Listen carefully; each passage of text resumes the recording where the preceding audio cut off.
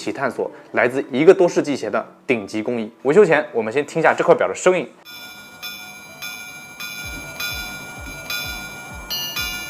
敲击的速度不太对，表径碎裂，尺寸也相当特殊，需要专门定制。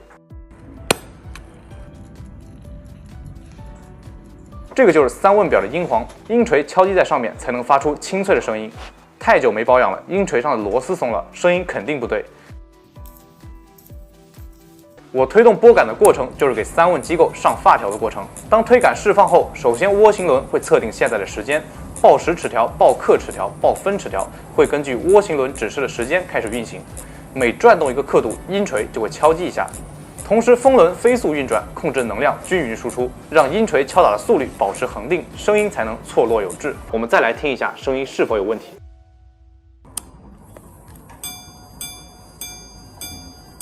确实还是有问题，敲击的速度太慢，还需要继续调整。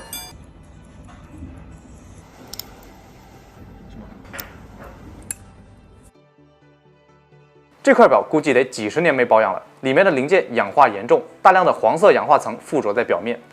这个没有快速处理的方法，只能把零件一个一个单独清理，至少要花费1整天的时间。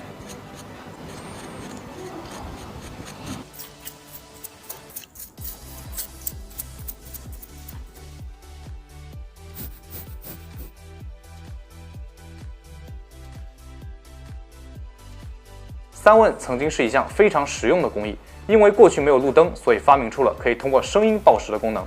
但即便实用，也只有少数的顶级品牌才有能力制作。虽然浪琴现在价格亲民，但在100年前，无论技术、价格还是江湖地位，都是毫无争议的顶级品牌。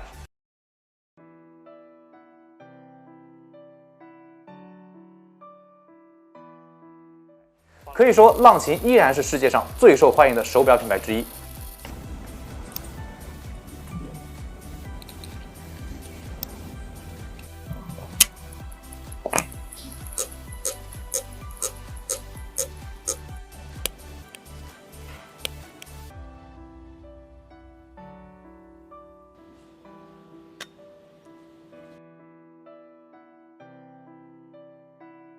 花了3天时间，终于是把这块3问怀表给修复好了。我们最后再来听一次来自100多年前的声音，